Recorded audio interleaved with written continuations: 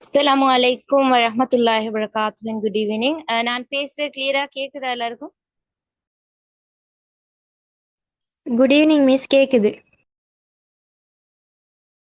Okay, சரி. இப்ப நாங்க மார்னிங் கிளாஸ்ல மெயினா எப்படி படிக்கிற மெத்தட் பார்த்தோம். அதே மாதிரி 2025 பேஜ் 30 டேஸ் எப்படி யூஸ் பண்ணி 10 நாள் உங்களுக்கு நீங்க சரியா எடுத்து படிச்சீங்கன்னா அதுக்குள்ள மாதிரி படிக்கலாம்ன்ற விஷயம் நான் அவர்த்துல சொல்லி தந்தேன். அதே மாதிரி 2026 27 வச்சுக்கோ உங்களுக்கு இந்த 9 மந்த் ப்ரொஜெக்ட்ல உங்களுக்கு ஜாயின் பண்ணி கொள்ளையிலும். அதுல ஃபுல்லாவே பேப்பர் கிளாஸ், ஒவ்வொரு யூனிட் வைஸா பேப்பர் கிளாஸ் நடக்கும். அதே மாதிரி எம்சிக்யூ கிளாஸ், அடுத்தது தியரி, அதே மாதிரி ப்ராக்டிகல் செஷன் எல்லாம் கொண்டு போவேன். அதே மாதிரி மந்த்ல எம்சிக்யூ கிளாஸ், அதோட மெப் மார்க்கிங் கிளாஸும் உங்களுக்கு நடக்கும். ஓகே, இதுல முதலாவது கேள்வி ஃபுல் கிளியரா நாங்க மார்னிங் டைம் பார்த்தோம். அடுத்ததா ரெண்டாவது கேள்வி, அதுல சர்வதேச குடிபெயர்வின் முனைப்பான பண்புகள் 4 பெயரிடுக. இதுக்குள்ள ஆன்சர் யார் எழுதிக்கும்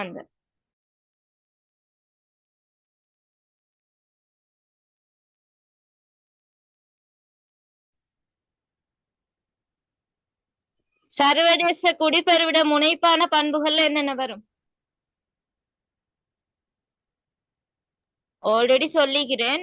படிக்கிற விஷயம் கொஞ்சம் இன்ட்ரெஸ்டா படிங்கன்னு சொல்லி எல்லாரும் ஆன்சர் தெரிஞ்சவங்க. இப்ப ஒரு இடப்பெயர் ஒன்று நடக்குது அப்படின்னு சொன்னால் அதுல என்ன விளங்குது உங்களுக்கு?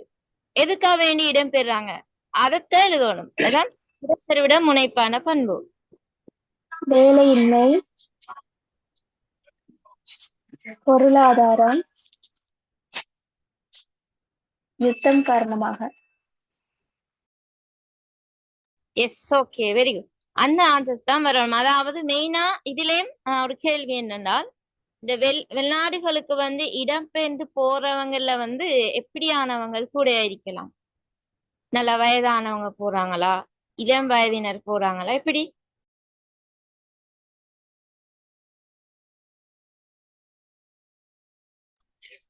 18 வயது தொடக்கம் 36 வயதுக்கு இடைப்பட்டவர்கள்.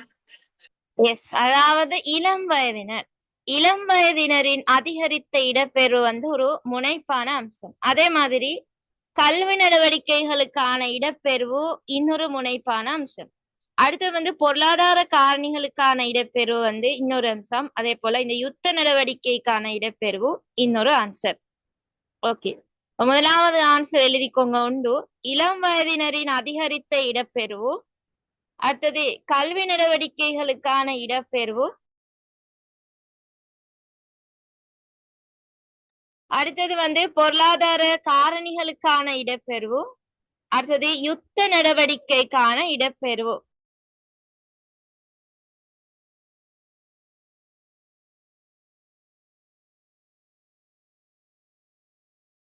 ஓகே, இரண்டாவது கேள்வி, ஒரு நாட்டிலிருந்து இன்னொரு நாட்டுக்கு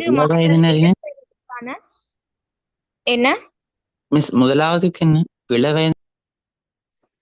ஓ, முதலாவது சொன்னேன் இளம் வயதினரின் அதிகரித்த இடப்பெயர்வு, அடுத்தது கல்வி நடவடிக்கைகளுக்கான இடப்பெயர்வு, அடுத்தது பொருளாதார காரணிகளுக்கான இடப்பெயர்வு, யுத்த நடவடிக்கைக்கான இடப்பெயர்வு. இதுதான் முனைப்பான அம்சங்கள், முனைப்பான பண்புகள். அப்படி கேட்டால் இந்த ஆன்சர் தான் இருக்கும். ஓகே, கிளியர் தானே? ஓகே, அடுத்த கேள்வி, ஒரு நாட்டில் இருந்து இன்னொரு நாட்டுக்கு மக்கள் இடம்பெறதுக்கான பிரதான காரணங்கள் 3 பொருத்தமான உதாரணங்களுடன் விளக்குக. இதுக்கு ஒரு உதாரணம் ஒன்றும் நாங்க சுட்டி காட்டிதான் இதை எழுதுவோம். ஓகே, ஏன் மக்கள் ஒரு நாட்டிலிருந்து இன்னொரு நாட்டுக்கு இடம்பெயர்றான, அதுக்குள்ள காரணம் என்னன்னு தான் நீங்க இதுல கொடுக்கணும். ஏக்கா வேண்டி இடம்பெயர்ந்து போறாங்க?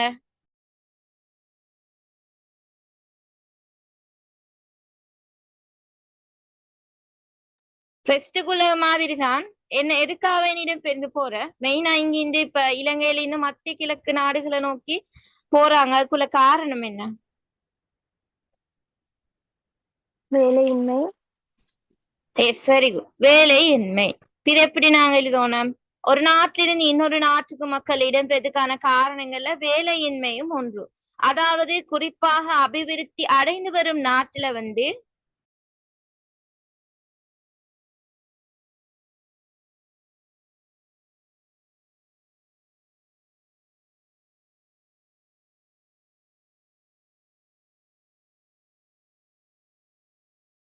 அபிவிருத்தி அடைந்து வரும் நாட்டுல வந்து இந்த சனத்தொகை வந்து எப்படி அதிகரித்து காணப்படுறதால அந்த சனத்தொகை அதிகரிக்க ஏத்த மாதிரி அவங்களுக்குள்ள வேலையும் இருக்குமா இல்ல.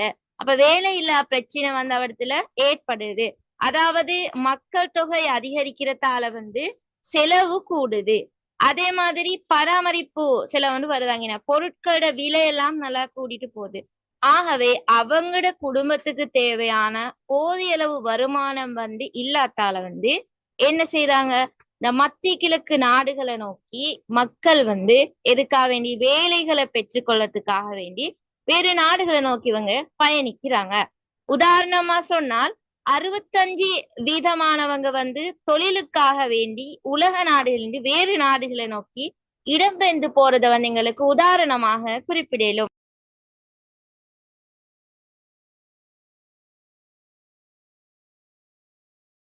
இப்ப சொன்னத விளக்கம் எழுதேல்மா? கிளியரா இல்ல இன்னொரு தரம் சொல்லணுமா உதாரணங்கள் எல்லாம்?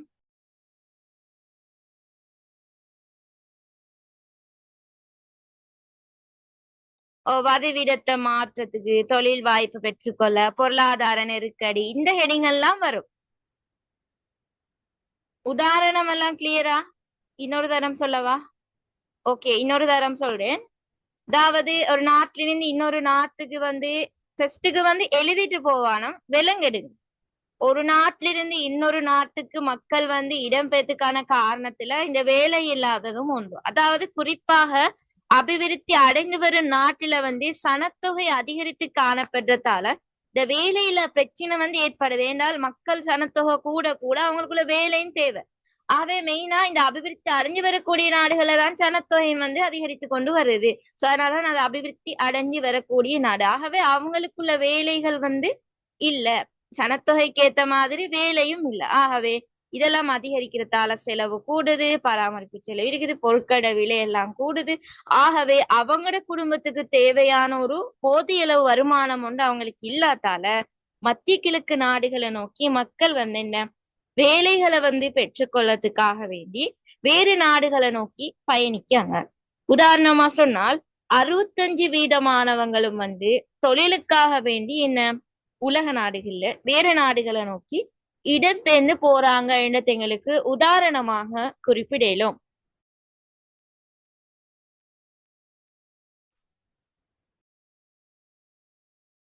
அவ 165% போறாங்க தன்மைனா இப்ப உங்களுக்கு எடுத்து பார்க்கலும் ஒரு குடும்பத்துல எப்படியும் குறைஞ்சது ஒருத்தர் சரி நாடுகள்ல வந்து இருக்கலாம்.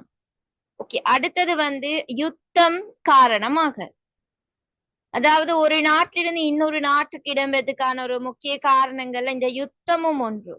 அதாவது இன்றைய காலகட்டத்தை வந்து நோக்குற டைம்ல வந்து பார்த்தோம்னு சொன்னால் இந்த பலஸ்தீன் போன்ற நாடுகளை நிலவுகின்ற அந்த யுத்த நிலைமை காரணமாக பலர் வந்து என்ன வேறு நாடுகளை நோக்கி இடம்பெயர்ந்து போறத வந்து எங்களுக்கு சொல்லலும். அதாவது இந்த ரஷ்யா, உக்ரைன், பலஸ்தீன் போன்ற நாடுகள்ல வந்து அரசியல் பிரச்சனைகள் எல்லாம் நல்லா கூட.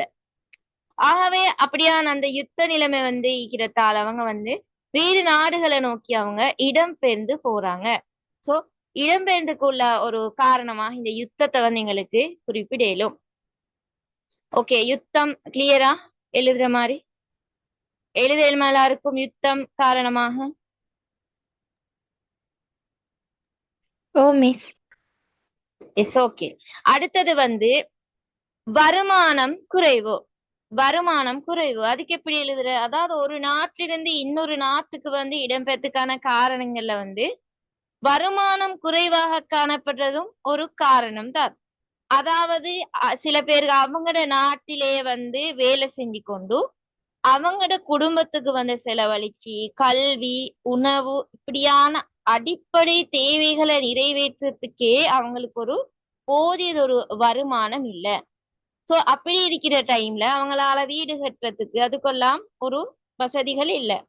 அதாவது அவங்களுக்கு என்று சொல்லியே உரிமையான வீடு வசதிகளும் இல்லை. இதனால வந்து அப்படியான பிரச்சனைகள் இருந்து அவங்க மீட்டு கொள்ளத்துக்காக வேண்டி வருமானத்தை வந்து அதிகரிச்சு கொள்ளத்துக்கு வேறு நாடுகளை நோக்கி இடம்பெயர்ந்து போறாங்க. அப்ப வருமானம் குறைவும் ஒரு காரணம். இது இடம்பெயர்ந்து போறதுக்கான ஒரு காரணம், வருமானம் குறைவு.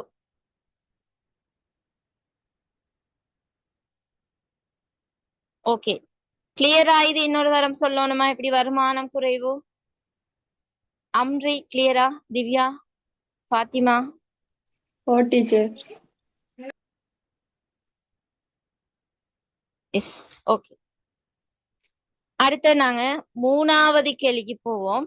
ஒரு நாட்டிலிருந்து இன்னொரு நாட்டுக்கு மக்கள் இடம்பெயர்வதனால் ஏற்படும் பாதிப்புகள் 3 பொருத்தமான உதாரணங்களுடன் விளக்குக.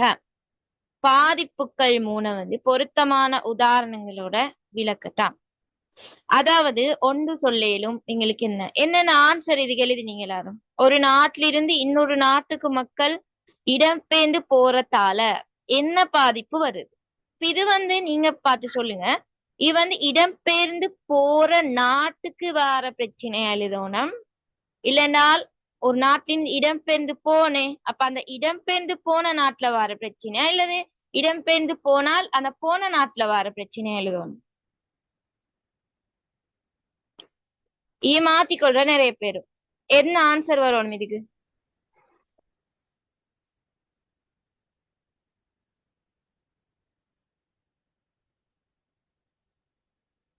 நான் கேக்கு ஆல்ரெடி இருந்த நாட்டுல வர பிரச்சனையா எழுதணும், இல்லைன்னா புதுசா போன நாட்டுக்கு வர பிரச்சனையா எழுதணும்? ஆல்ரெடி இருந்த நாட்டுல பிரச்சனை. S, very good. ஆல்ரெடி இருந்த நாட்டுல வரதான், அதாவது ஒரு நாட்டுல இன்னொரு நாட்டுக்கு இடம்பெறதால ஏற்படுத்த பாதிப்பு அப்படின்னு கேட்டால் ஆல்ரெடி இருந்த நாட்டு. சரி, அத சரியா பாத்துக்கோங்க. அப்ப ஆல்ரெடி இருந்த நாட்டுக்கு எப்படியான பிரச்சனைகள் வரும்? உழைப்பு எஸ், உழைப்பு வெளியேற்றம், குடும்ப கட்டமைப்புல பிரச்சனை ஏற்படுதல். Very good. இளையோர் வெளியேற்றம், சமூக பிரச்சனை, மூளைசாலிகள் வெளியேற்றப்படுறது. எஸ், வேற சட்ட ரீதியற்ற இடப்பெயர்வுகள் எல்லாம் அதிகரிக்கிறது. Yes, very good. வேற நாட்டை முன்னேற்ற முடியாமை. நாட்டை முன்னேற்ற முடியாமை. சரி, இந்த ஆன்சர்ஸ் எல்லாமே இதுக்கு வரும். ஓகே, கீழே நான் மெயினா 3 விஷயங்கள் பார்ப்போம். யாரோ சொல்ல வாரீங்க ஆன்சர் ஒன்று விளங்குது இல்ல, அவங்களுக்கு கவரேஜ் பிரச்சனை போல. ஓகே, அடுத்ததா இப்ப நாங்க ஒவ்வொன்றுக்கும் விளக்கம் பார்ப்போம். மெயினா நான் 3 விஷயங்களுக்கு உங்களுக்கு விளக்கம் ஃபுல்லா சொல்லி தருவேன். அதாவது ஒன்று மூளைசாலிகளின் வெளியேற்றம். இதுக்கு எப்படி எழுதுற? அதாவது கல்வி, வேலை போன்றவற்றை சிறந்த முறையில பெறத்துக்காக வேண்டி ஒரு நாட்டிலிருந்து இன்னொரு நாட்டுக்கு மூளைசாலிகள் என்ன இடம்பெயர்ந்து செல்லத்தை எங்களுக்கு ஒரு பாதிப்புகள் ஒன்றாக குறிப்பிடலும்.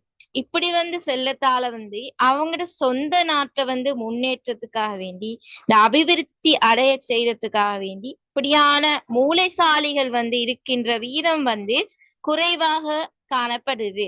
ஆகவே இப்படி இருக்கிறதால அவங்களுடைய அந்த நாடு வீழ்ச்சியடைந்த நிலைக்கு உட்பட்டு செல்ல வேண்டிய ஒரு நிலைமை ஏற்படுது.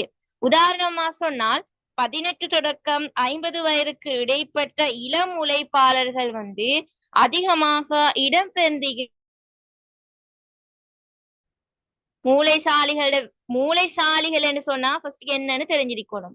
மூளைசாலிகள் அப்படின்னு சொன்னால் அதுக்குள்ள என்ன நிபுணத்துவம் பெற்றவங்க, நல்லா இது படைச்சவங்க, ஆற்றல் படைச்சவங்க, டாக்டர்மாரு, ஜீனியர்மாரு, அதே மாதிரி நல்ல ஒன்றுல நிபுணத்துவம் பெற்றவங்க, ஒன்றை முன்னேற்றத்துல ஒன்றை செய்யக்கூடியவங்க, இப்படியானவங்க தான் அதுக்குள்ள வர. இப்ப அந்த வகையில அப்ப இப்படியானவங்க எல்லாம் போறதால அவங்க ஏன் போற? கல்வி, வேலை போன்றவற்றை சிறந்த முறையில பெற்றுக்கொள்ளணும் என்னத்துக்காக வேண்டி அவங்க இந்த மூளைசாலிகள் ஒரு நாட்டுல இன்னொரு நாட்டுக்கு இடம்பெயர்ந்து போறாங்க. அப்ப இப்படி போறதால அவங்களோட நாட்டை, அவங்களோட இருந்த அந்த நாட்டை அவங்களால முன்னேற்றத்துக்கு ஆக்கலம் இல்லாம போகும். இப்படியான மூளைசாலிகள் எல்லாம் வெளியேறி போனால் அவங்க அந்த சொந்த நாட்டையே முன்னேற்றத்துக்கு வந்து அந்த நாட்டையே அபிவிருத்தி அடைய செய்யறதுக்கு வந்து இப்படியான மூளைசாலிகள் வந்து இருக்கின்ற வீதம் வந்து குறைவாக இருக்கிறதால வந்து அந்த நாடு வந்து என்ன வீழ்ச்சியடைந்த நிலைக்கு வந்து உட்பட்டு செல்லத வந்து குறிப்பிடலும். உதாரணமா சொன்னால் 18 தொடக்கம் 50 வயதுக்கு இடைப்பட்ட இளம் உழைப்பாளர்கள் வந்து அதிகமாக இடம்பெயர்ந்து போறது வந்து எங்களுக்கு உதாரணமாக குறிப்பிடலும். ஓகே, இது எழுதியல்மா மூளைசாலிகள வெளியேற்றம். ஓ மிஸ். ஓகே, அதே போல 2025 பேட்ச் நல்லா இந்த பகுதியை பார்த்துக்கோங்க. இது வந்து ஃபர்ஸ்ட் சாய்ஸ்ல வந்து இருக்கக்கூடிய உண்டு இந்த இடப்பெயர்வு பகுதி. அதால இந்த பகுதியில வந்து மெயினா நன்மை தீமை, அந்த நாட்டுக்கு வர பிரச்சனை, அதே மாதிரி போன நாட்டுக்கு வரக்கூடிய பிரச்சனை, பாதக விளைவு, சாதக விளைவு, இதெல்லாம் கொஞ்சம் சரியா பாத்துக்கோங்க. அந்த விடயங்கள் வந்து கைட்ல இருக்கும். நான் கைட்ல இருக்கிற மாதிரி உங்களோட கேள்வி போடல, கொஞ்சம் டிஃபரெண்டா தான் போட்டிக்கிறேன். சோ இத வந்து இப்படியான கேள்விகளை தான் போடலும். கேள்வி வந்து கொஞ்சம் மயக்கமா போடுவாங்க. அப்ப அந்த டைம்ல வந்து நிறைய பேரும் என்ன யோசிக்கிறாங்க, இப்படி படிக்கலைக்கு என்ன மாதிரி எழுதினா சரி. இப்ப நான் அதுக்குள்ள மாதிரிதான் நீ எல்லா கேள்விகளும் பொதுவாக எடுத்துக்கிறேன். ஓகே, அப்ப மூளைசாலிகளோட வெளியேற்றம் உண்டு. அடுத்தது வந்து என்ன, குடும்பங்கள்ல ஏற்படுற பிரச்சனை. அதாவது ஒரு நாட்டிலிருந்து இன்னொரு நாட்டுக்கு வந்து இடம்பெயர்ந்து செல்வதால இப்படியே இடம்பெயர்ந்து செல்பவங்க வந்து குடும்பங்கள்ல வந்து பல பிரச்சனைகள் வந்து ஏற்படுறத வந்து எங்களுக்கு குறிப்பிடலும்.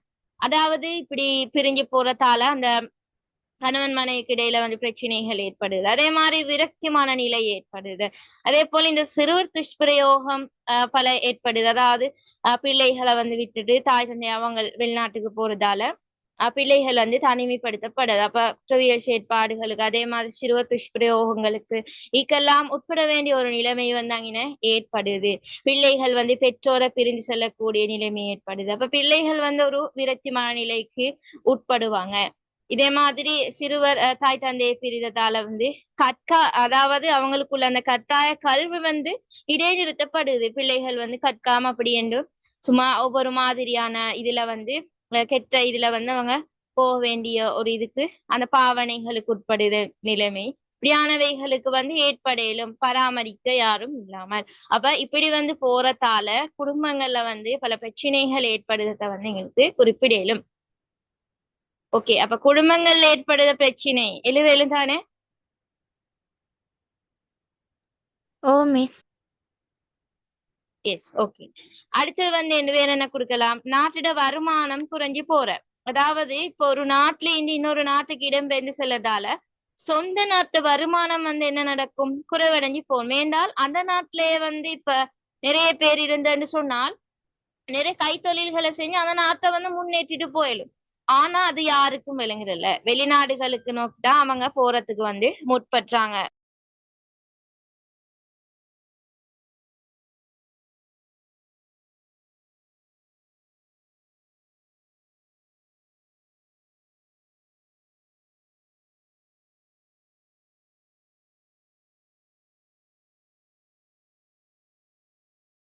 ஓகே, சரி, ஒரு கோல் உண்டு. சரி, அப்போ ஒரு நாட்டுல வந்து வருமானம் குறைறதுக்கு வந்து நாங்க இப்படித்தான் எழுதணும். ஒரு நாட்டு இன்னொரு நாட்டுக்கு இடம்பெயர்ந்து போறதால வந்து சொந்த நாட்ட வருமானம் வந்து என்ன நடக்குது, குறைவடைஞ்சு செல்லுது. அந்த நாட்டிலே அந்த நாட்டை முன்னேற்றத்துக்கு வந்து நல்ல நிபுணத்துவம் பெற்றவங்க மூளைசாலிகள் இல்லை. ஆகவே அந்த நாட்டு வந்து வருமானம் எல்லாம் குறைஞ்சு நாடு ஒரு பின்தங்கிய நிலைமைக்கு வந்து உட்படும்.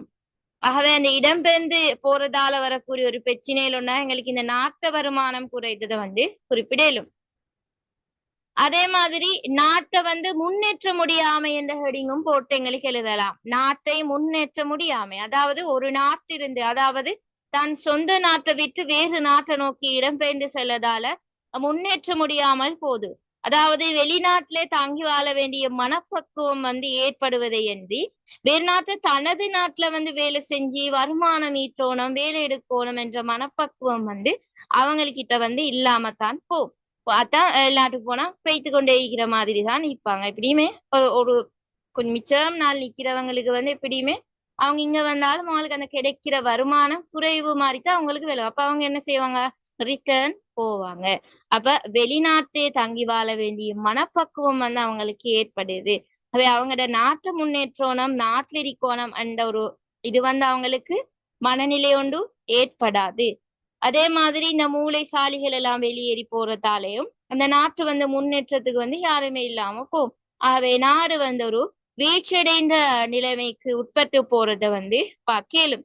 அதாவது அவங்க வைத்தியர்கள், தாதமார்கள் இதெல்லாம் இடம்பெயர்ந்து போறாங்க. அவட உயர்கல்விய பட்ட படிப்பை இன்னும் தொடரத்துக்காக வேண்டி போற. ஆனா நாட்டு முன்னேற்றம் யாருமே இல்லாம தான் போகுது.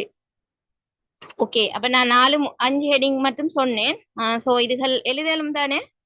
கிளியரா எல்லாருக்கும் விளங்காதவங்க தான் கேட்கலும் ரிட்டன். ஓ மிஸ். ஓகே, அடுத்த கேள்வி. சர்வதேச இடப்பெயர்வினால் உருவாகும் பிரச்சினைகளை தீர்க்க அரசு முன்னெடுத்து வரும் நடவடிக்கைகள் 3 குறிப்பிட்டு விளக்குக.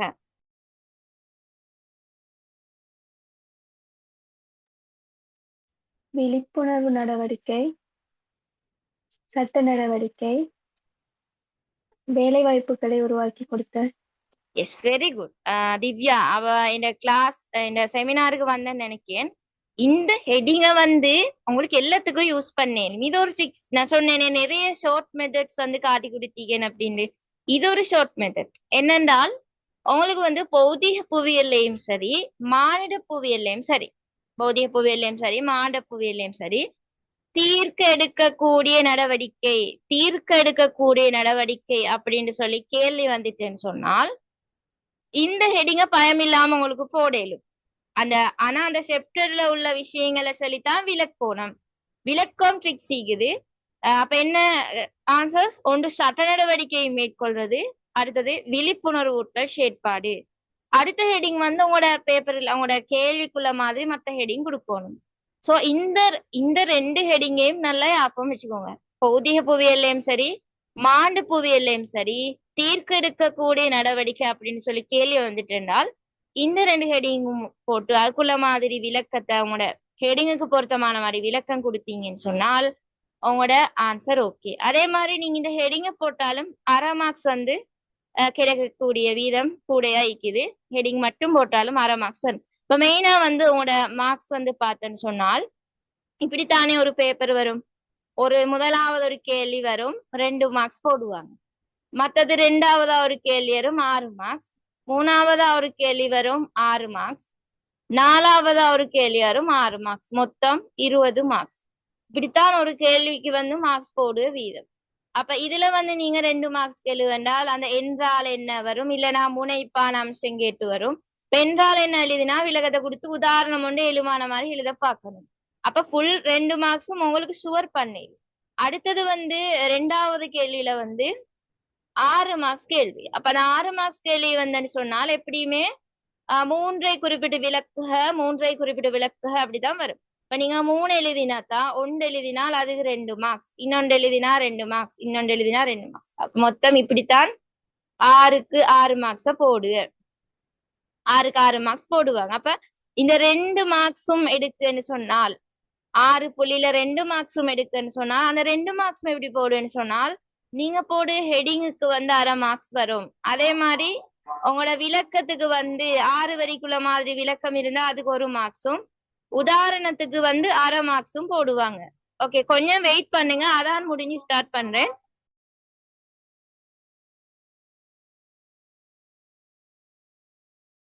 என்ன சரி டவுட் இருந்தா மெசேஜ்ல போட்டு வைங்க.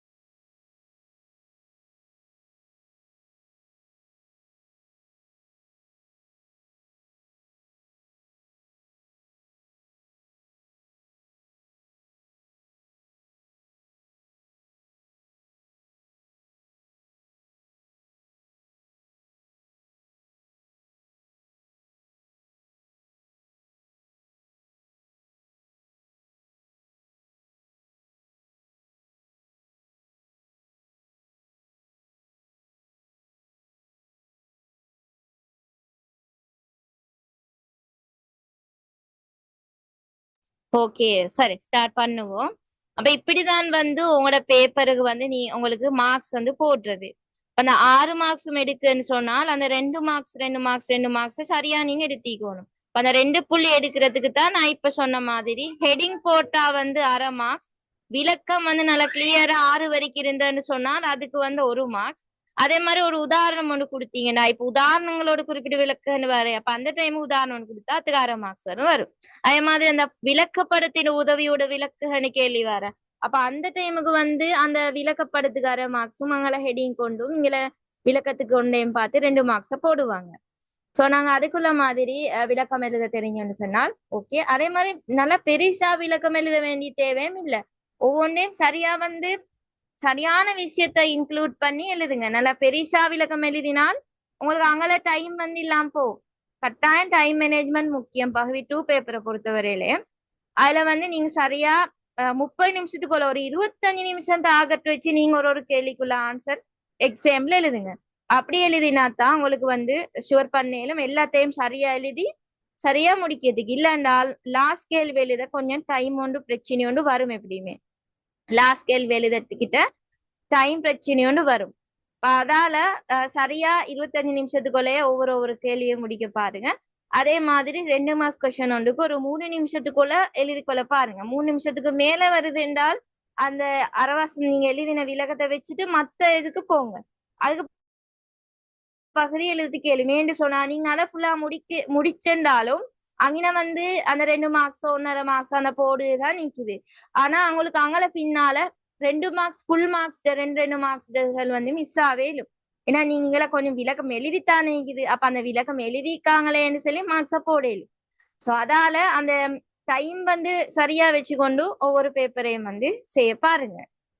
ஓகே, அப்ப இதுல வந்து பார்த்தோம்னு சொன்னால் அரசு எடுக்கக்கூடிய நடவடிக்கை அப்படின்னு வந்தால் முன்னெடுக்கக்கூடிய நடவடிக்கை, பிரச்சனையிலிருந்து தீர்க்க எடுக்கக்கூடிய நடவடிக்கை இப்படின்னு பொதுவா எல்லா பகுதியிலையும் கேள்விகள் வருது. மாண்ட புவியல், பௌதிக புவியல்ல வந்து இந்த சூழலியல் நிறுவனம், அதே மாதிரி இந்த ஈரநிலம், சூழல் தொகுதிகள், உயிர் பருந்தினிவு இதுலையெல்லாம் வந்து இந்த காட்டுச்சூழலை பாதுகாக்க நடவடிக்கை, அந்த மாதிரி அந்த ஈரநிலத்துல இப்படி இந்த கேள்வி வந்து வார. அதே போல மானிட புவியலையும் சனத்தொகை சாப்டர்ல வரும். அதே மாதிரி வேற இந்த கைத்தொழில் என பகுதி, புகழமயம் இதுகள்ல எல்லாத்திலையும் பொதுவாக தீர்க்க எடுக்கக்கூடிய நடவடிக்கை என கேள்வி வந்து வருது. இப்ப அந்த டைமுக்கு வந்து நீங்க மறக்கப்படாது இந்த மெதட்ட. இதுல வந்து சட்ட நடவடிக்கைகள் மேற்கொள்ள, அதே மாதிரி விழிப்புணர்வூட்டல் செயற்பாடு. இப்ப விழிப்புணர்வூட்டல் செயற்பாடு அப்படின்னு சொன்னால் அதுக்கு என்ன எழுதணும்? மெயினா முறைசாரா விதத்துல வந்து விழிப்புணர்வு படுத்தணும். முறைசார் விதம் என்று சொன்னால் மேடை நாடகங்களை வச்சு, அதே மாதிரி கூட்டங்களை வச்சு மக்களுக்கு முன்னால வந்து அத சொல்லி கொடுக்குற அவங்களுக்கு வந்து விழிப்புணர்வு படுத்து. இப்படி வந்து நீங்கள் வேலை வாய்ப்புகளுக்கு இப்படி வெளிநாட்டுக்கு தாய் தந்தை 2 பேரும் நீங்கள் போனீங்கன்னு சொன்னால் உங்களோட பிள்ளைகள் வந்து பாதிக்கப்படையும். அதே மாதிரி கணவன் வந்து போண்டா இப்படி கணவன் மனைவிக்கு இடையில வந்து பிரச்சனைகள் ஏற்படையிலும். அதே மாதிரி சிறுவர்கள் வந்து இப்படியான துஷ்பிரயோகங்களுக்கு உட்பட நேரிடலாம். அதால வந்து நீங்க எல்லாரும் சிந்தித்து செயற்படும் அப்படின்னு சொல்லி மக்களை வந்து விழிப்புணர்வு படுத்தணும். இப்படி முறைசாரா விதம். முறைசாரண்டா கூட்டங்கள் வச்சு மேடை நாடகங்கள் நடத்தி காட்டி, முறைசாரா விதம் என்று சொன்னா துண்டு பிரசுரங்களினூடாகவும் தரம் 12 கல்வி பாடத்திட்டத்துல வந்து இப்படி சனத்தொகை தொடர்பான இந்த பகுதி ஒண்ணு கொண்டு வந்திருக்கிறதும் வந்து ஒரு விழிப்புணர்வு செயற்பாடு தான். இந்த உங்களை படிச்சு நீங்கள் வந்து கொஞ்சம் விழிப்புணர்வு படுவணும் என்றதுக்காக வேண்டிதான் இதுலயும் அப்படி போட்டி. அது வந்து முறை சாரா விதம். அப்படி 2 விஷயங்களையும் சொல்லி நாங்க விளக்கத்தை வந்து எழுதினோம்டா ஓகே. அதான் முறைசாரா விதம் என்றதுக்குள்ள மாதிரி விழிப்புணர்வு நடவடிக்கை என்ற ஹெடிங் போட்டு விளக்கம் எழுதணும். ஏழுமா இது எழுத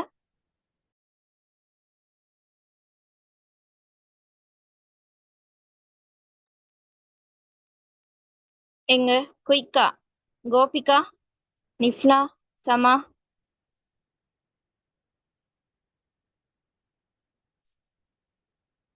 எஸ், ஓகே. அடுத்தது வந்து வேற என்ன? சட்ட நடவடிக்கைகளை மேற்கொள்ளல, சட்டங்களை கொண்டு வரல். இதுக்கு எப்படி எழுதுற?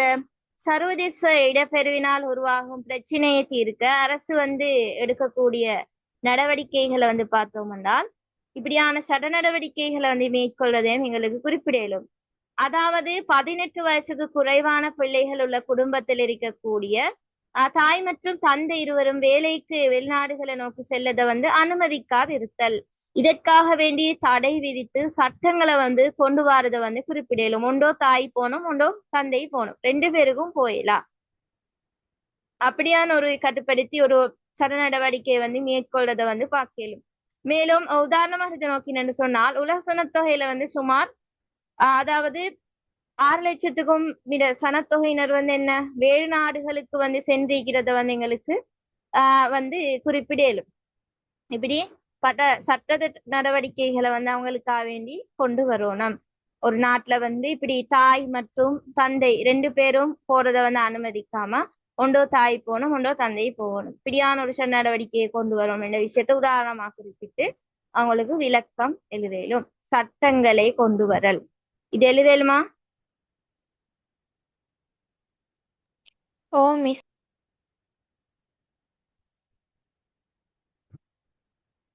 ஓகே, அடுத்தது வந்து வெளிநாட்டு வேலை வாய்ப்பை வந்து கட்டுப்படுத்துறது. அதாவது சர்வதேச இடப்பெருனால உருவாகக்கூடிய பிரச்சனையை குறிப்பதற்காக வேண்டி மக்கள் மத்தியில வந்து இந்த வெளிநாட்டு வேலை வாய்ப்பை வந்து நாங்க குறைச்சி கொள்ளணும் அப்படின்ட்டு சொல்லி அவங்களுக்கு வந்து சொல்லிட்டு அந்த மக்களுக்கே அவங்களோட நாட்டிலே வந்து அவங்களுக்குள்ள வேலை வாய்ப்புகளை வந்து வழங்கணும். அவங்களுக்குள்ள வேலை வாய்ப்புகளை வந்து வழங்கணும். எப்படி அவங்ககிட்ட சொல்லுவோம், அதாவது இந்த நாட்டிலே அவங்களுக்கு உழைச்சி வாழையிலும் என்ற விஷயத்த வந்து சொல்லி இப்படி வந்து வெளிநாடு போறதால பிள்ளைகளும் வந்து அரவணைப்பின்றி துஷ்பிரயோகங்களுக்கு வந்து உட்படத்தையும் கூறி பெண்கள் வந்து போனால் அவங்களும் பல பிரச்சனைகளுக்கு உட்படலும். சோ இப்படி பெண்கள் போகக்கூடிய வீதத்தையும் குறைச்சி இதுல வந்து தன்னுடைய அந்த சொந்த நாட்டிலே அவங்களுக்குள்ள வேலை வாய்ப்புகளை வழங்குறதுக்காக வேண்டிதான் இந்த அவங்களுக்கு தெரியும் கைத்தொழில் ஊக்குவிப்பு வலயங்கள் வந்து உருவாக்கப்பட்ட. அது பெண்களுக்கு வந்து அந்த ஆடை தொழிற்சாலைகள் வந்து உருவாக்கி கொடுத்த. சோ இப்படியானவைகளை வந்து நாட்டிலே செஞ்சோம் அப்படின்னு சொன்னால் இப்படியான இந்த பிரச்சனைகள் இருந்து இந்த இடம்பெயர்வில் இருந்து எங்களுக்கு தவிர்ந்து கொள்ளேலும். இடம்பெயர்வால வரக்கூடிய பிரச்சனைகள் இருந்து எங்களுக்கு தவிர்ந்து கொள்ளேலும். அப்போ ஒன்று என்ன சட்ட நடவடிக்கையை மேற்கொள்ள விழிப்புணர்வு செயற்பாடு, உள்நாட்டுல வந்து அவங்களுக்கு வேலை வாய்ப்புகளை வந்து வழங்குறது. ஓகே, கிளியரா இது? ஓ மிஸ்.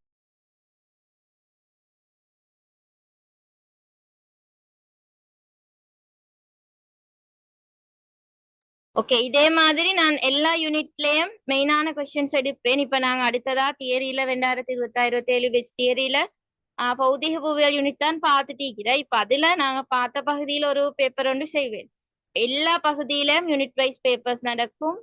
அதுல வந்து ஃபுல்லா எந்த மாதிரியான கொஸ்டின்ஸ் எடுக்கணுமோ பார்த்து அப்படிதான் எடுத்து அதை ஃபுல்லா விளங்கப்படுத்தி அதுக்குள்ள மாதிரி அந்த பேப்பர் கிளாஸ் நடக்கும். ஓகே, அடுத்த கேள்விக்கு போவோம். இப்ப நான் 2 கேள்விகள் பார்த்து முடிச்சோம். இதுல வந்து 20க்கு 20, அதாவது மொத்தம் 40க்கு 40 மெடிக்கலுமானவங்க. இப்ப உங்களுக்கு ஆல்ரெடி இதுல எழுதி 40க்கு 40 எடுக்கலும். நான் விளங்கப்படுத்த முன்னாலே உங்களுக்கு செஞ்சு 40க்கு 40 எடுக்கலும் அப்படின்னு இருந்தவங்க யாரு? விளங்கப்படுத்த முன்னாலே உங்களுக்கு செஞ்சால் இதுல ஃபுல்லா எனக்கு ஒரு மார்க்ஸ் ஒன்று எடுக்கலும் அப்படின்னு இருந்தவங்க? S, very good. அர்த்தனா, அடுத்தது சமா வந்து இந்த செமினார் வந்தவங்களா ஆல்ரெடி? ஓ மிஸ். ஓகே, கோபிகா செமினார் வந்தவங்க, கார்த்திகா என்ன கிளாஸ் வந்தவங்க. It's very good. 2026 கிளாஸ் வந்தவங்க வா. சரி, வெரி குட். அதே மாதிரி இப்ப நான் விளங்கப்படுத்தினதுக்கு பிறகு எழுதேலும்னு சொல்றவங்க எல்லாருக்கும் எழுதேலுமா இருக்கணும். இப்ப நான் ஃபுல்லா அவங்களுக்கு விளங்கப்படுத்தி முடிச்சிட்டேன் 2 கேள்விகள். இப்ப எல்லாருக்கும் எழுதலும் தானே. இப்ப மார்னிங்கும் ஜாயின் பண்ணி பகல் இப்பயும் ஜாயின் பண்ணினால் அவங்களுக்கு ஃபுல்லா எழுதலும். அதான் சொன்னேன் மிஸ் ஆகாம ஜாயின் பண்ணிக்கொள்ள பாருங்க அப்படின்ட்டு. Yes, very good. மத்தவங்க 4-5 பேரு.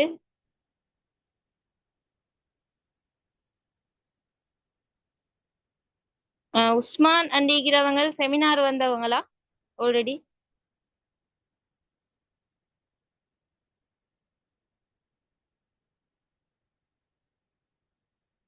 S, okay. ஃபுல் ஆன்சரும் வந்து எழுதலுமா தான் ஈக்கோணும். ரெக்கார்ட் வந்து போன இது கிளாஸ்ல ரெக்கார்ட் குரூப்ல போட்டீங்க. அதை கட்டாயம் ஃபர்ஸ்ட் கிளாஸ் மிஸ் ஆனவங்க வந்து அதை பார்த்து எழுதிக்கோங்க. இது யாரு 3283 வந்தவங்க? போயா கேர்ளா?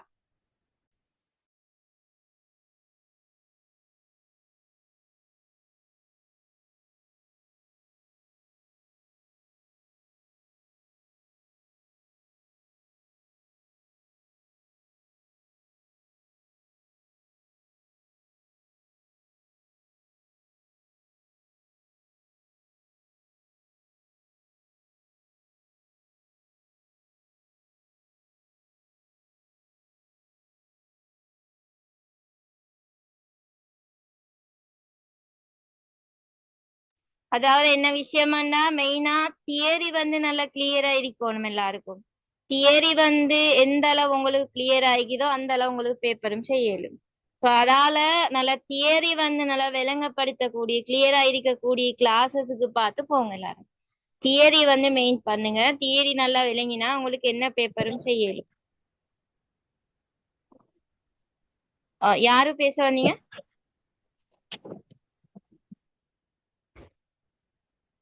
It's okay. Israel. Okay, very good. சரி, இப்ப நாங்க அடுத்த 3வது கேள்விக்கு போவோம். குடித்தொகை என்பதனால் கருதப்படுவது யாது? என்ன ஆன்சர்? குறிப்பிட்ட நிச்சயிக்கப்பட்ட ஒரு புவியியல் அலகு ஒன்றினுள்ள குறிப்பிட்ட ஒரு காலப்பகுதியில வாழும் முழு மக்களதும் எண்ணிக்கை தான் குடித்தொகை. S, very good. இப்படி இந்த ஆன்சர் எழுதினோம்னு சொன்னா சரி. அதாவது குறிப்பிட்ட நிச்சயிக்கப்பட்ட புவியியல் அலகு, அதாவது குறிப்பிட்ட நிச்சயிக்கப்பட்ட புவியியல் அலகுன்னு சொன்னா ஒன்றோ உலகமா இருக்கும், ஒன்றோ கண்டமா இருக்கணும், ஒன்றோ நாடா இருக்கணும், ஒன்றோ மாவட்டமா இருக்கணும், ஒன்றோ நகரமா இருக்கணும். அதுதான் குறிப்பிட்ட நிச்சயிக்கப்பட்ட புவியியல் அலகு.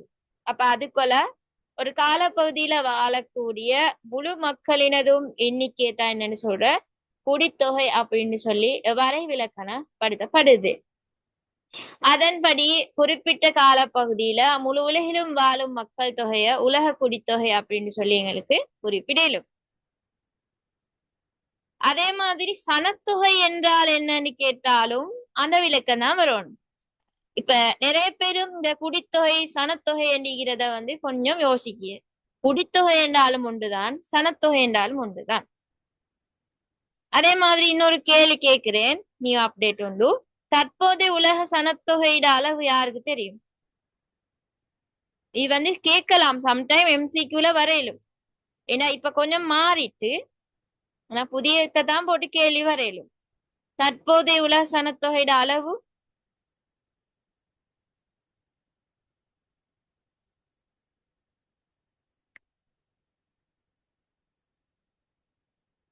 ஒருத்தர் 8 பில்லியன் போட்டிக்குது, மத்தவங்க இப்ப 8 விடம் கொஞ்சம் கூடிட்டு 8.2 பில்லியன் அளவில் இருக்குது இப்ப. அதாவது 2021 அந்த காலப்பகுதியில வந்து 7 பில்லியன் 7.2 பில்லியன் இருந்தது. பாருங்க இந்த 3 வருஷத்துக்குள்ள இந்த 3 வருஷத்துக்குள்ள அவடத்துல 8.2 பில்லியன் அளவுல கூடிட்டு. அதே மாதிரி இன்னொரு கேள்வி என்னென்றால் தற்போதைய இலங்கையில சனத்தொகையிட அளவு இலங்கையில எவ்வளவு இருக்குது யாருக்கு தெரியும்? இலங்கையில மொத்த சனத்தொகை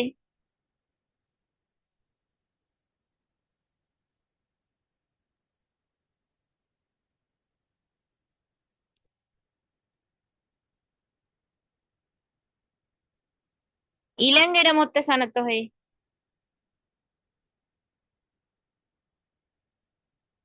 இல்ல இல்ல 2.1 இல்ல.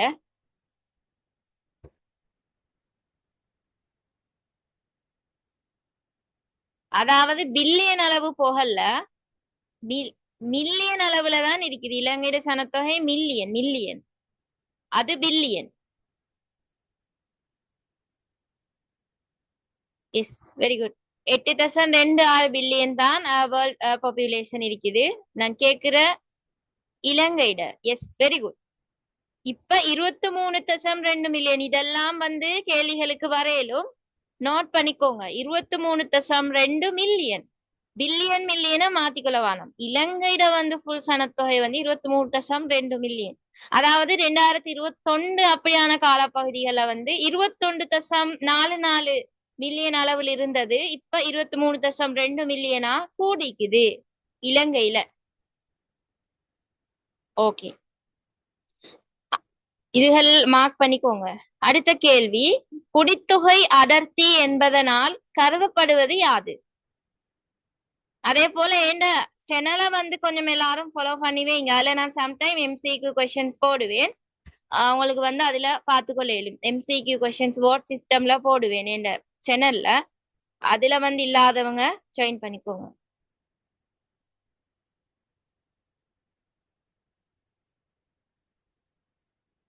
எஸ், குறிப்பிட்ட ஒரு நில அலகு ஒன்றில் வாழுகின்ற குடித்தொகை அடர்த்தி எனப்படும்.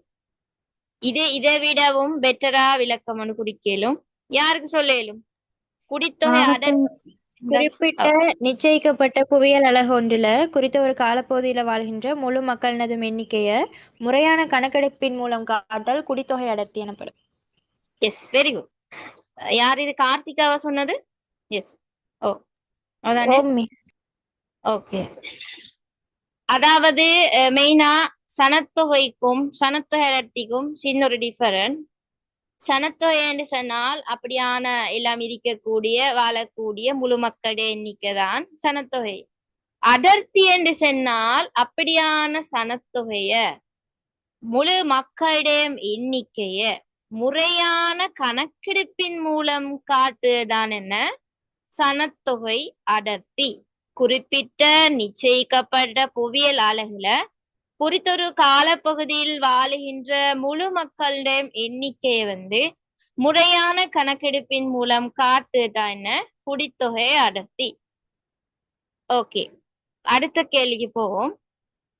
உலகில் சனத்தொகை கூடிய முதல் 3 வலயங்களையும் குறிப்பிடுக. இது எம்சிக்யூ கொஸ்டினுக்கும் வருது. என்ன ஆன்சர்? வலயங்கள் என்றால்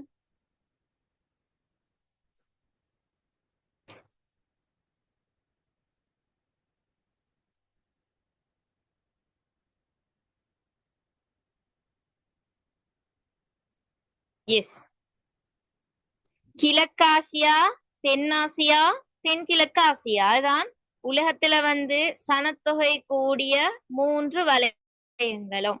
மெயினா 4 இருக்குது. அதுக்கு அடுத்ததாதான் ஐரோப்பா வரும். கிழக்காசியா, தென்னாசியா, தென்கிழக்காசியா, வடமேற்கு ஐரோப்பா. வடமேற்கு ஐரோப்பா. இது 4 தான் உலகத்துல சனத்தொகை கூடிய 4 வலயங்கள். அதே மாதிரி ஒரு கேள்வி என்னென்றால், கிழக்காசியாக்குள்ள என்னென்ன நாடுகள் வரும்? கிழக்காசியாக்குள்ள என்னென்ன நாடுகள் வரும்?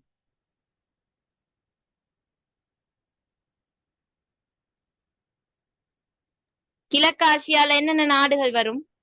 சீனா, ஜப்பான், தென்கொரியா, சீனா. மங்கோலியா, வடகொரியா. It's very good. ஓகே, தென்னாசியாக்குள்ள என்னென்ன நாடுகள் வரும்? தென்னாசியால இந்தியா. இந்தியா வரும். Very good. வேற எங்கட நாடு? நேபாளம், பங்களாதேஷ்.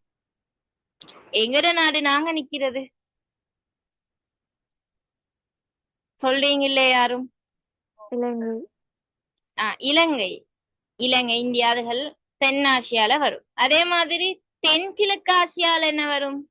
தென்கிழக்கு ஆசியா, இந்தோனேசியா, மியான்மர்.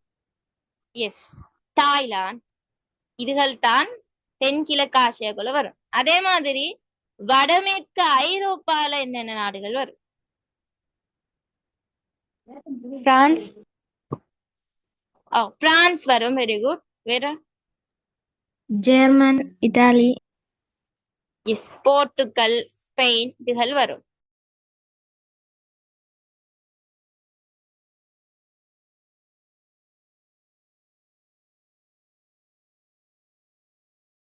ஓகே, அடுத்த கேள்விக்கு போவோம். Last question. உலக சனத்தொகையானது சமனற்ற முறையில் பரம்பி காணப்படுவதற்கான பௌதீக காரணிகள் இரண்டினையும் மானிட காரணிகள் இரண்டினையும் குறிப்பிட்டு விளக்குக. இது வந்து ஒவ்வொரு மாதிரி கேள்வி வர எப்படி என்று சொன்னா ஒன்று வரும் உலக சனத்தொகையானது சமனற்ற முறையில பரம்பி காணப்படுவதற்கான காரணங்கள் மூன்றினை குறிப்பிட்டு விளக்குன்னு சொல்லி. அதே மாதிரி இன்னொன்று வரலாம் உலக சனத்தொகையானது சமனற்ற முறையில் பரம்பி காணப்படுவதற்கான பௌதிக காரணிகள் மூன்றினை குறிப்பிட்டு விளக்குன்னு வரையிலும். இன்னொரு கேள்வி வரலாம் உலக சனத்தொகையானது சமனற்ற முறையில் பரம்பி காணப்படுவதற்கான மானிட காரணிகள் மூன்றினை குறிப்பிட்டு விளக்குன்னு சொல்லி. அதே மாதிரி இன்னொன்று வரலாம் இப்ப நான் தந்திக்கிற மாதிரி சமனற்ற முறையில் பரம்பி காணப்படுவதற்கான பௌதிக காரணி ரெண்டும் மானிட காரணி ரெண்டும் இப்படி கேட்கலாம். ஓகே, இதுக்குள்ள ஆன்சர் என்ன? பௌதிக காரணிகள் வந்து காலநிலை, தரை தோற்ற வேறுபாடு, நீர் வசதி, மண்.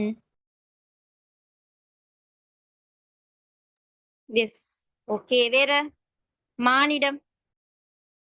மானிட காரணி வியாபார நடவடிக்கை, தொடர்பாடல், வேலைவாய்ப்பு, நகராக்கம், அரசியல் காரணிகள்.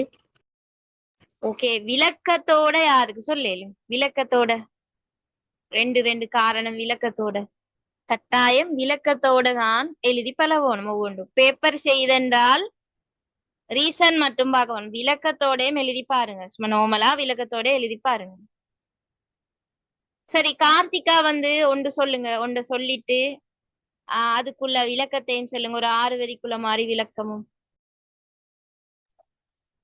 பௌதிக காரணியில மிஸ் காலநிலையை பத்தி சொல்றேன்டா. முனைவு பிரதேசம், வெப்ப பாலை நிலங்கள், அதிக மழை கொண்ட பிரதேசங்கள் வந்து சனத்தொகை மிக குறைவான உள்ளதாகும். அதுக்கு உதாரணம் வந்து அண்டார்டிகா, வட அமெரிக்கா, ரஷ்யா போன்றவற்றை குறிப்பிடலாம். சிறந்த காலநிலை உள்ள பிரதேசங்கள் வந்து மக்கள் வாழ்க்கைக்கு உவப்பானதாக இருப்பதால வந்து அங்க வந்து சனத்தொகையானது மிக செறிவாக காணப்படும். அதுக்கு உதாரணமா தென்னாசியா, தென்கிழக்கு ஆசியா போன்றவற்றை குறிப்பிடலாம்.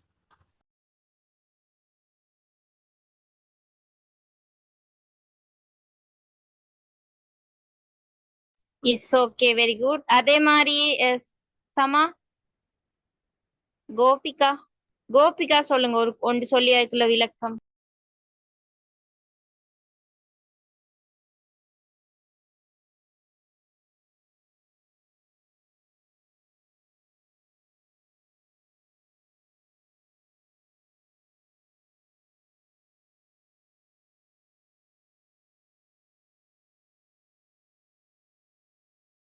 சமா, சிகானி.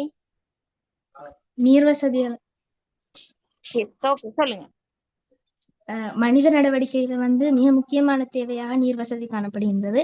ஆகையால நீர் வசதிகள் வந்து சிறப்பாக காணப்படுகின்ற இடத்துல அதிகமான சனச்சரிவும், நீர் வசதிகள் குறைவாக காணப்படுகின்ற இடங்கள்ல வந்து குறைவான சனச்சரிவும் காணப்படுகின்றது. புராதன நாகரிகங்கள் கூட நீர் வசதிகளை அடிப்படையாக கொண்டுதான் தோற்றம் பெற்றது. Yes, okay, very good. அதே மாதிரி நதா சொல்லுங்க அடுத்தது. நதா.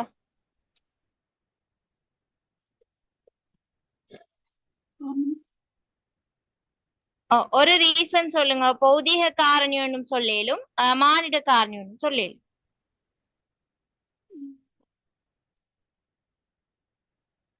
காலநிலை பௌதிக காரணிகள்.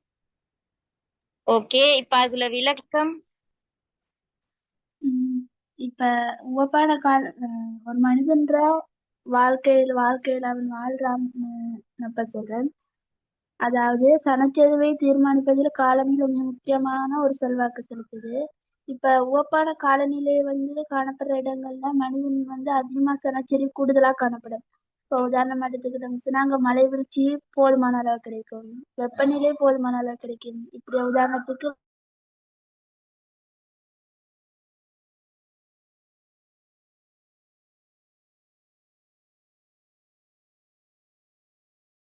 S, okay. அப்ப இப்படி வந்து நாங்க ஒவ்வொரு காரணங்கள் எழுத பார்த்துக்கொண்டு சொன்னால் சரி. அதாவது இப்ப தரை தோற்ற வேறுபாடு எடுத்தேன்னு சொன்னால் சில இடங்கள்ல வந்து உயரமா இருக்கும். அப்ப உயரமா இருந்தேன்னு சொன்னால் அந்த சாய்வான தரை தோற்றம் மாவட்டத்துல சனத்தொகை குறைவு. உதாரணமா சொன்னா இந்த அந்த மொடராகலை மாவட்டத்துல வந்து மக்கள் தொகை குறைவேன், அங்க வந்து உயர்மலைகள் காணப்படுறது. அதே மாதிரி சில இடங்கள்ல வந்து தட்டையான தரை தோற்றம் இருக்குது. அப்படியான தட்டையான தரை தோற்றம் இருந்தென்றால் அங்க வந்து என்ன சனத்தொகை வந்து அதிகமாக காணப்படுது.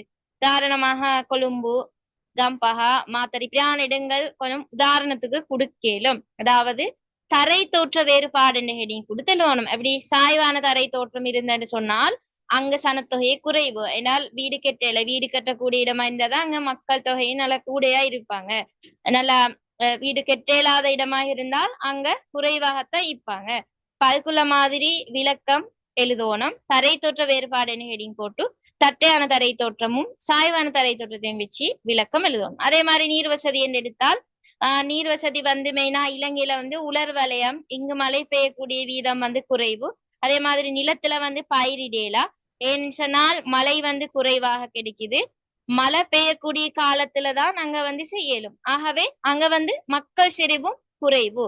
நல்லா தண்ணி கிடைக்கக்கூடிய இடமாக இருந்தால் அங்க வந்து மக்கள் சனத்தொகையும் நல்லா கூடையாக இருக்குது. அத மாதிரி அந்த விஷயத்த விளக்கத்தை கொடுக்கணும். அதே மாதிரி வேற என்ன, அதாவது சாதகமான தரை தோற்ற அம்சம், அதான் தட்டையான தரை தோற்றம், இதே கொடுக்கலும். அதே மாதிரி காலநிலை எங்களுக்கு கொடுக்கலாம். அதாவது முனைவு பிரதேசங்களாக இருந்தால், வெப்ப பாலை நிலங்களாக இருந்தால், அதே மாதிரி நல்லா மலை கொண்ட பிரதேசங்களாக இருந்தால் அங்க வந்து என்ன சனத்தொகை வந்து மிக குறைவாகத்தான் இருக்குது. உதாரணமா எடுத்து நோக்கினால் இந்த வட அமெரிக்க பகுதி, அண்டார்டிகா பிரதேசம், இங்கெல்லாம் மக்கள் போய்த்து வாழுவாங்களா? இல்ல. ஏன்றால் அங்க காலநிலை வந்து சரியாக இல்ல.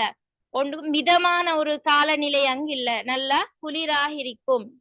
அதே மாதிரி இந்த வெப்ப பாலைவன பகுதிகளுக்கு போனா அங்க வந்து நல்லா வெப்பமாக இருக்கும். இப்ப அது ரெண்டுலயே மக்களுக்கு வந்து வாழையில ஒரு மிதமான காலநிலை உள்ள இடங்கள்ல தான் மக்களுக்கு வந்து வாழையிலும்.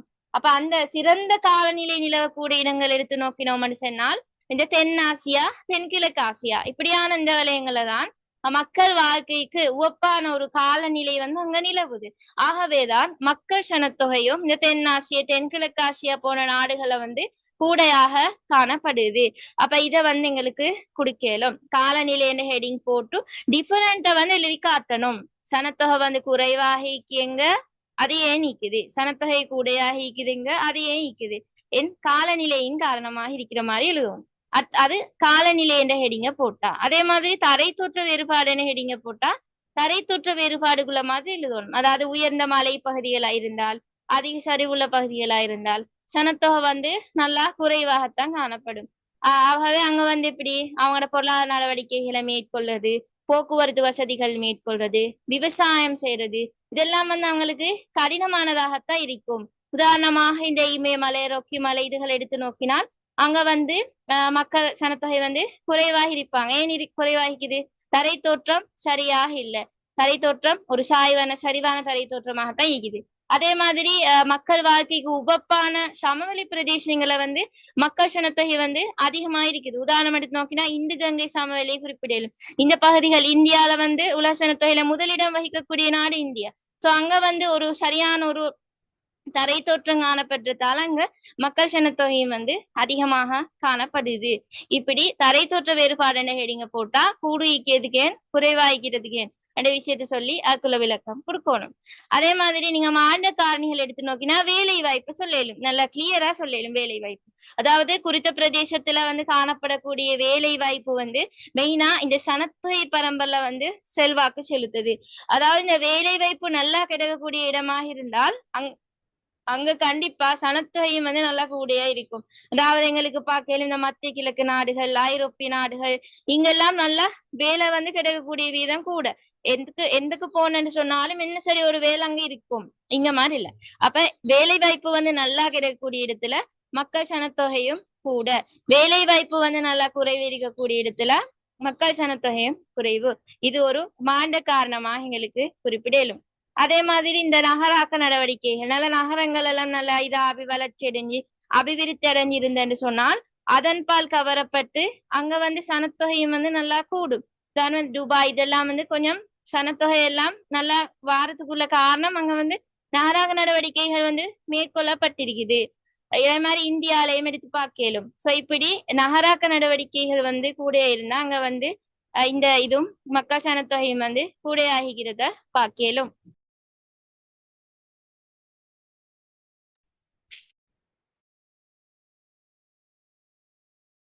ஓகே, எழுதேல்மா எல்லாருக்கும்?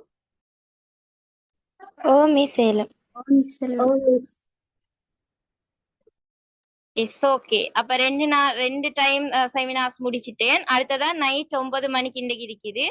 அதுல வச்சு நாங்க 4வது கேள்வியும் 5வது கேள்வியும் பார்ப்போம். ஓகே, கட்டாயம் எல்லாரும் நைட்டுக்குள்ள கிளாஸுக்கும் ஜாயின் பண்ணுங்க. அதே போல் உங்களுக்கு தெரிஞ்சவங்க இருந்தா சொல்லுங்க. ரெக்கார்ட் வந்து நான் தர மாட்டேன். நிறைய பேர் கேட்டதால வந்து நான் ஃபர்ஸ்ட் கிளாஸ்ல ரெக்கார்ட் தந்தேன். எல்லாரும் வந்து எனக்கு டைமுக்கு ஜாயின் பண்ணி படிக்கணும். அதான் என்ன நோக்கம். கிளாஸுக்குள்ள டைம்ல சரியா ஜாயின் பண்ணி படிக்கணும். வேற வேற கிளாஸஸ் இருந்தாலும் கொஞ்சம் உங்களுக்கு வந்து இந்த கிளாஸ் முக்கியமாண்டா இதுக்கு நீங்க ஜாயின் பண்ணுவீங்க. இது முக்கியம் இல்ல, இதை விட வேற கிளாஸ் முக்கியமானாதான் வேற கிளாஸுக்கு போறேன். அப்ப முக்கியம் இல்லைன்னு தானே எங்களை போனேன். அப்ப அதால ரெக்கார்டும் இல்லை. முக்கியமா இருந்தேன்னு சொல்லி வந்தால் ஓகே, உங்களுக்கு கிளாஸ்ல ஜாயின் பண்ணி படிச்சு கொள்ளையிலும். ஓகே, அப்ப நான் இதோட கிளாஸ வந்து வைண்ட் அப் பண்றேன். இன்ஷா அல்லாஹ் அடுத்த கிளாஸ் வந்து நைட்டுக்கு போடுவேன் 9 மணிக்கு. ஓகே, அஸ்ஸலாமு அலைக்கும் வரஹ்மத்துல்லாஹி வபரகாத்துஹு. தேங்க்யூ.